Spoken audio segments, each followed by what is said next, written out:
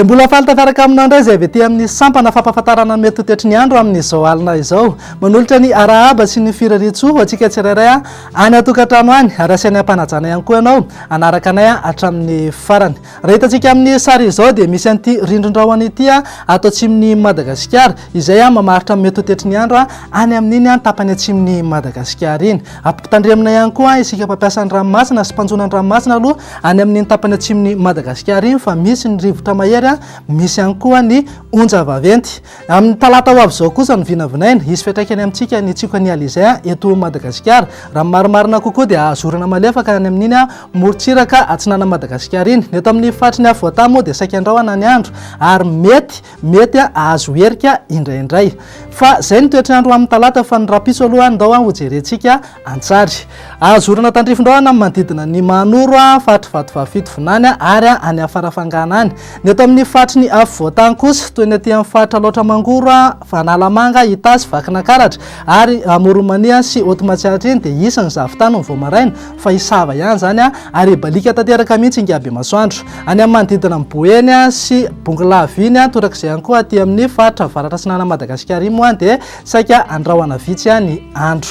Fa raha ho an'ny tolakandro kosa indray dia hitoy hatrany aloha ny orana tandrifondraona aty amin'ny fatra atsinanana sy manodidina mangoro fa ny alina kosa no manana herijika azo an'izay orana tandrifondraona izay any amin'ny manodidina ny faritra Analanjorofo iny. Ny eto amin'ny fatra Analamanga faritany-Antananarivo Betsiboka faritry Boeny ary ny fatra Vatovavito vinany torak'izay ihany koa aty amin'ny manodidina ny Samborano iny moa dia saika andrahoana ny andro raha ho amin'ny rapitso tolakandro. Ny fatra sisa rehetra dia saika ibalika tanteraka mihitsy ingavy masoandro. Raha ny maripana vinavina zao raha ho amin'ny rapitso maraina dia 7 degré celsius any Vakina Karatra, raha 10 degré celsius kosa any Fianarantsoa 12 degré ho antsika eto Antananarivo. Morontsiraka sy rariny voaparitany moa dia tsy dia nisy fiovana firy ny maripana ho an'ny maraina fa saika manodidina eo amin'ny 7 ka hatramin'ny 12 degré celsius eo.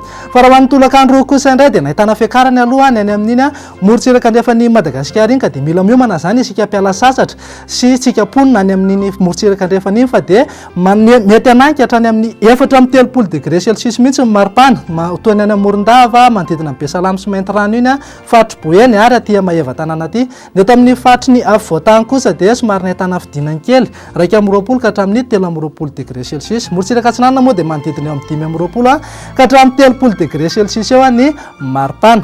Raha andreo firenendehibe ivelan'ny Madagasikara kosa indray ary dia toy izao mety ho tetry ny andro azorana tandrifondraona aloha ny any Bangkok any raha toa kosa anorana malefaka ho an'ny Nairobi sy Milan. Johannesburg sy Paris moa dia ifandimby eo ny rahona sy ny masoandro. Ho an'ireo nosy kely ivelan'ny Madagasikara kosa indray toy ny Comore zao dia sitraka orana malefaka raha toa kosa ololovan-drahona ny any amin'iny manodidina ny Seychelles iny. Maurice moa dia ifandimbiasa ny rahona sy masoandro ary balika tanteraka mihitsy ingaby masoandro any Alarenio any.